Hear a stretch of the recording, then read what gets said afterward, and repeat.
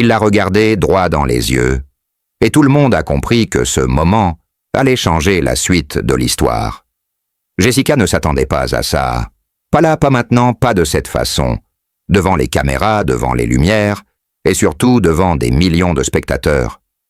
Émilien restait silencieux, les mains tremblantes, le souffle court, puis dans un murmure, il a prononcé une phrase que personne n'avait anticipée.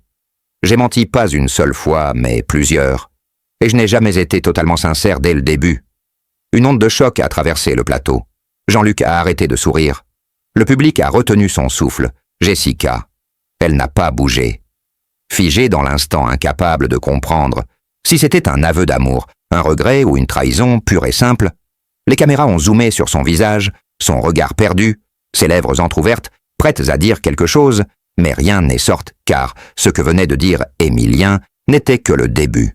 Il avait promis de tout révéler et ce qu'il s'apprêtait à confesser allait bouleverser bien plus qu'une simple relation entre deux candidats.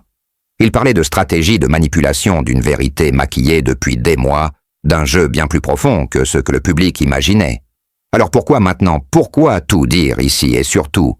Pourquoi à elle?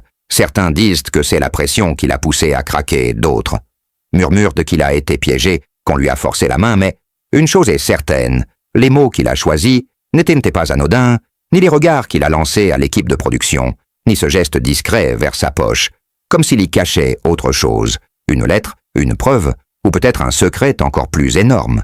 Et tandis que Jessica restait là immobile, un léger tremblement dans ses mains trahissait son trouble. Elle savait que ce moment marquerait un tournant, et qu'après cela rien ne serait plus jamais comme avant. Alors que s'est-il vraiment passé? Pourquoi Émilien a-t-il attendu si longtemps pour parler? Que cache-t-il encore? Et surtout que risque-t-il désormais?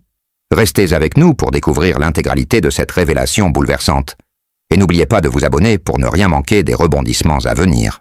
Ce que personne n'avait encore osé dire, c'est que d'après certains témoignages internes, plusieurs producteurs savaient, depuis des semaines, qu'Émilien préparait un coup médiatique, mais ils ont choisi de le laisser faire, voire de l'encourager, en espérant un pic d'audience historique. Certains emails internes désormais divulgués révèlent même l'intention cynique de créer un buzz viral autour d'une révélation choc, en sacrifiant l'image de Jessica. Tout cela pour capter l'attention des médias internationaux et renforcer l'aura de l'émission. L'un des messages les plus troublants, envoyé par un cadre haut placé, disait littéralement « S'il l'a détruite en direct, tant mieux.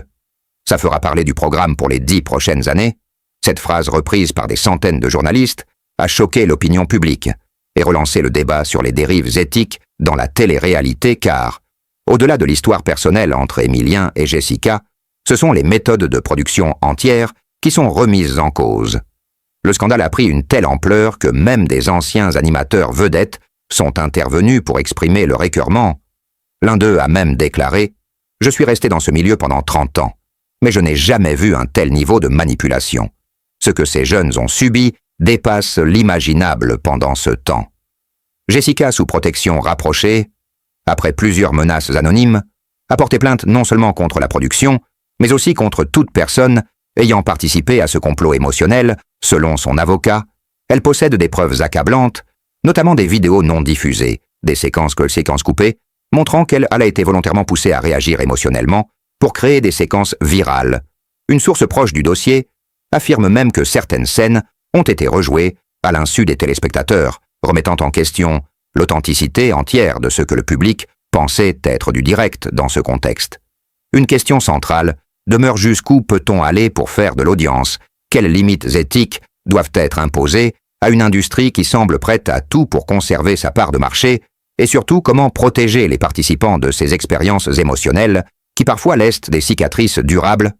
Plusieurs députés ont déjà demandé la création d'un comité de régulation indépendant dédié aux émissions de télé-réalité, avec obligation de transparence sur les scripts, les interactions et les conditions psychologiques imposées aux candidats. Car il ne s'agit plus d'un simple scandale, mais d'un révélateur d'un système entier fondé sur l'illusion, la manipulation et parfois même la destruction émotionnelle volontaire. Alors que l'affaire continue de faire trembler le paysage audiovisuel, une certitude émerge. Rien ne sera plus jamais comme avant pour Jessica, pour Émilien, et pour tous ceux qui croyaient encore à la magie de la sincérité à la télévision. Et si vous voulez découvrir les prochains rebondissements, les révélations inédites et les coulisses que personne n'ose encore dévoiler, abonnez-vous maintenant car ce qui arrive ensuite risque d'être encore plus choquant que tout ce que vous avez vu jusqu'ici.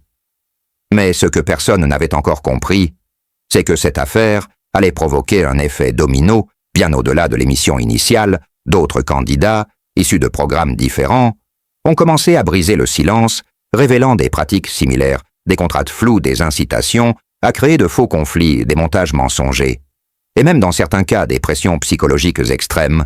Un ex-participant d'un jeu célèbre a confié avoir été hospitalisé après des manipulations mentales répétées pour provoquer des crises émotionnelles à l'écran. Ce tsunami médiatique devenu affaire d'État a déjà contraint plusieurs producteurs à démissionner, tandis que des actions collectives en justice se multiplient à travers le pays. Ce que le public croyait être du divertissement était en réalité un théâtre cruel, orchestré dans l'ombre, et désormais chaque visage vu à la télévision suscite le doute, la méfiance et l'indignation.